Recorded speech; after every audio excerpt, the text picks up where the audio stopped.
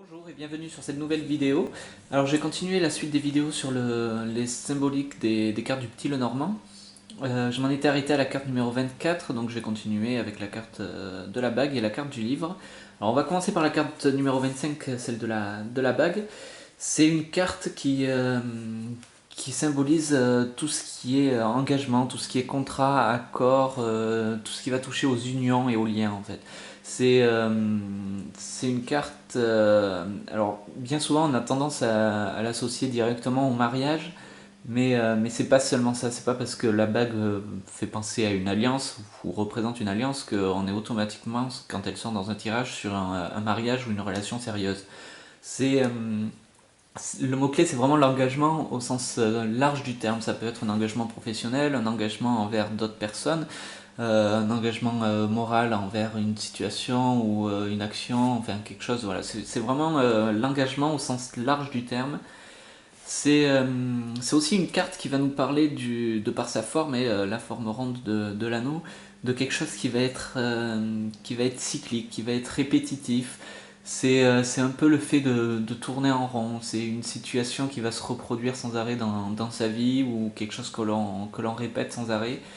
Donc voilà, ça c'est vraiment les deux sens principaux de cette carte. Quand cette carte décrit une personne, on va être sur quelqu'un qui a besoin de s'engager pleinement dans ce qu'elle fait,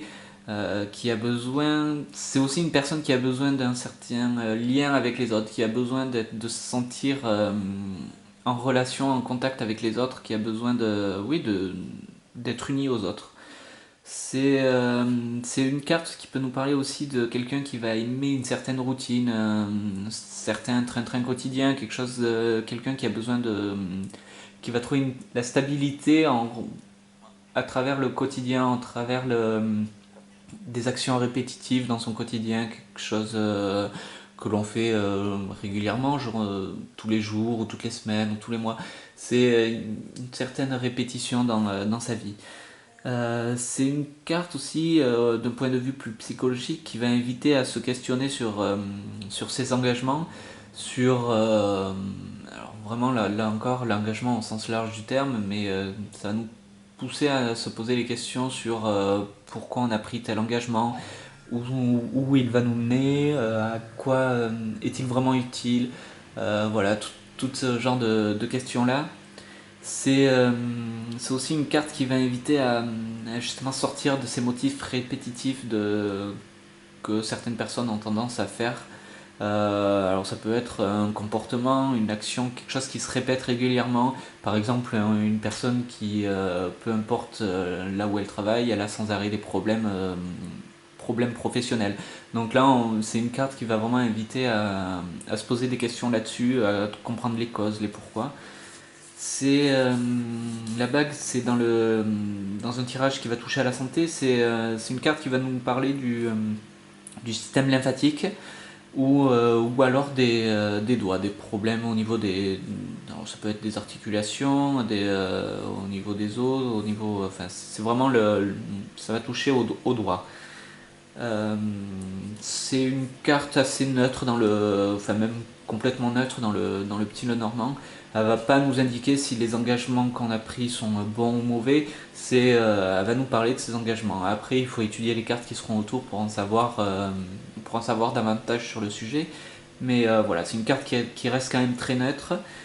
Dans le grand tableau, elle est utile pour quand on veut en savoir plus sur le mariage d'une personne ou alors sur des contrats professionnels, où ça va toucher à toutes sortes de papiers signés, par exemple. On peut être sur des contrats administratifs, des documents qu'on aurait signés. Si on a un problème là-dessus, c'est cette carte qu'on va regarder. Donc voilà, on est vraiment sur l'idée des accords, des contrats. Au niveau de la datation, c'est une carte mais qui va bien sûr nous indiquer une période qui est continue, une période qui est cyclique. En général, quand elle sort, elle indique surtout un cycle. Alors ça peut être un cycle de un an, de un mois, de 3 ans. C'est les cartes qui vont être autour qui vont nous dire quelle est la durée de ce cycle. Mais voilà, on est sur une période qui va se répéter. On peut aussi utiliser le nombre 25, donc pour 25 jours, 25 semaines ou 25 mois. Donc voilà, après, je pense avoir fait le tour pour cette carte. Voilà, c'est vraiment une carte très neutre. Il faut vraiment étudier les cartes qui vont être autour pour en savoir plus sur les engagements ou sur les actions répétées que l'on a. On va passer à la carte du livre. Alors pour la carte du livre, on est sur une carte qui va nous parler de tout ce qui est connaissance, tout ce qui est savoir, culture, sagesse. On est aussi sur l'idée des études, des formations, de l'éducation. Mais il y a un aspect aussi un peu plus mystérieux avec cette carte. On est sur quelque chose qui va être caché, c'est un peu l'inconnu cette carte. C'est les secrets, c'est la recherche, donc voilà. Alors en général sur certains jeux elle est représentée avec le livre fermé et sur d'autres avec le livre ouvert, par exemple celui-là. Euh, je fais pas grande différence entre les deux. En fait, il y a toujours l'idée de secret ou de choses inconnues avec le livre, qu'il soit ouvert ou fermé. Simplement, avec le fait qu'il soit fermé, on est sur quelque chose qu'on a vraiment pas conscience, qui nous est vraiment inconnu, alors que quand il est ouvert, on est plus sur quelque chose que le consultant a, que le, oui, que le consultant sait, mais qui est inconscient, qui n'arrive pas soit à l'admettre, soit à le voir. Donc voilà, c'est une petite différence, mais on est quand même sur l'idée du secret, du mystère.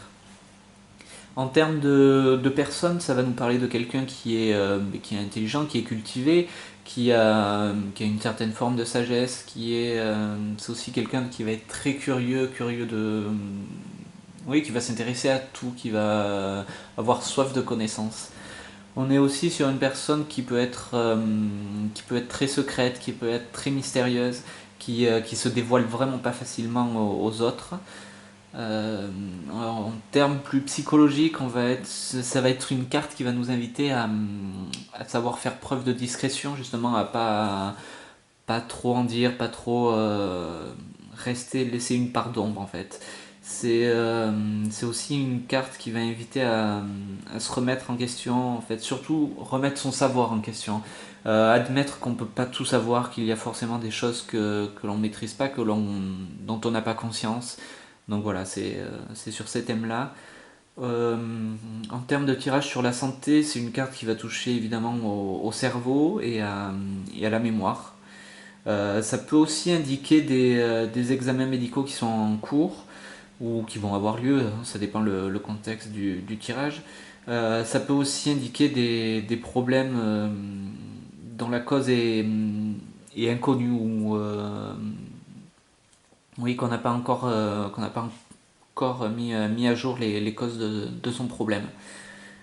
C'est une carte comme l'anneau qui est très neutre dans le petit Lenormand.